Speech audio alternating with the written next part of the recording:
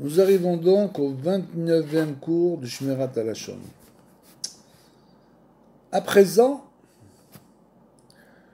que nous avons vu les deux principales catégories de Lashon Hara, c'est-à-dire les propos péjoratifs et susceptibles de causer du tort. Parce qu'il y a des propos péjoratifs qui ne sont pas susceptibles de causer du tort, comme on l'a vu, ce qui est aussi interdit. Mais, bien sûr, ceux qui peuvent causer du tort, c'est bien pire. Il importe donc de noter quelques règles qui s'appliquent. C'est-à-dire, le Lashon Hara ne se limite pas à la parole seulement. Communiquer une information péjorative ou susceptible de nuire par n'importe quel autre moyen est inclus dans certaines traductions. Il est donc interdit d'écrire du Lashon Hara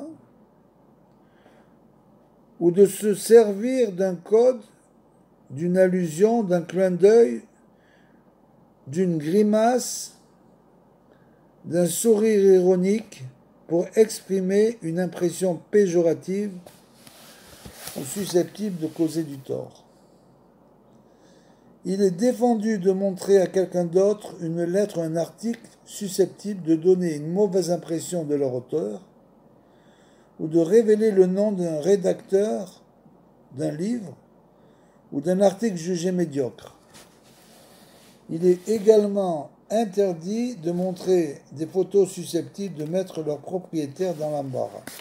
Donc ce n'est pas uniquement par la parole, tous les actes que nous faisons doivent être empreints de la recherche permanente de chercher les points positifs et pas les points négatifs. Parce que dans la vie, c'est difficile d'être parvé. Parvé est une chose très difficile, c'est-à-dire quelqu'un qui rien ne l'intéresse, les gens ne l'intéressent pas, il n'a pas besoin de parler des gens, etc. C'est impossible. C'est-à-dire ou la personne tombe dans la Lashon Hara, ou bien elle cherche les points positifs. Sur, bien sûr, son entourage. Renoncer au plus grand des trésors. Le Lashon Hara peut faire perdre les inestimables mérites acquis par l'étude de la Torah. Comme le dit le Midrash, Shocher Tov de Teilim, ne permet pas à ta bouche de charger ta personne d'un péché. Ça, c'est bien dit.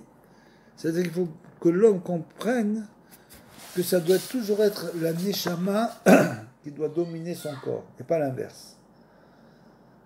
Dès l'instant où l'homme faute, c'est le corps qui prend le dessus. C'est le corps qui domine la Neshama. C'est ce qui se passe avec les gens qui font du Lashon Hara, par exemple. En fait, ils sont totalement dominés par leur corps. C'est l'allusion, bien sûr, que tout le monde connaît, du cheval, du cavalier. Qui domine, le cheval ou le cavalier? Donc il faut, c'est très bien dit, il ne faut pas que la Neshama permette à la bouche de charger ta personne d'un péché en disant de Lashon Hara. Pourquoi Dieu devrait-il s'irriter par tes paroles et ruiner l'œuvre de tes mains? Car tu perdrais le peu de Torah que tu as à ton crédit, naturellement. C'est écrit, quelqu'un qui fait du Lashon Hara sur une autre personne, il va faire passer, on le verra plus tard bien sûr, toutes ses mitzvot à la personne en question, et il va prendre par contre ses avérotes. Et même, une petite histoire, il y a des années, dans une communauté, il y avait des gens qui avaient commencé à faire du Lashon Hara sur un rabbin, un match Lashon Hara. Il est allé dans un magasin de luminaire, il a acheté une belle lampe, il l'a envoyé à la personne qui venait Lashon Hara, en lui disant merci de m'avoir envoyé toutes tes mitzvot. Nous avons déjà parlé de ce midrash, nous enseignant que le Lashon Hara fait passer le mérite de celui qui les dit au compte de celui dont il parle, ce qu'on vient de dire.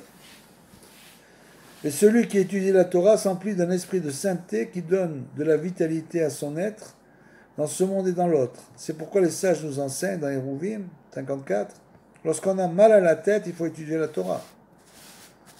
Lorsqu'on a mal à la gorge, on doit étudier la Torah. Lorsqu'on a des douleurs dans tout le corps, on doit étudier la Torah. Comme il est dit, et un gage de santé pour tout le corps, comme c'est écrit dans Michelet 4, 22. Et donc dire que tout cela peut être perdu parce qu'on a dit de la Shonara. Ça nous donne beaucoup à réfléchir.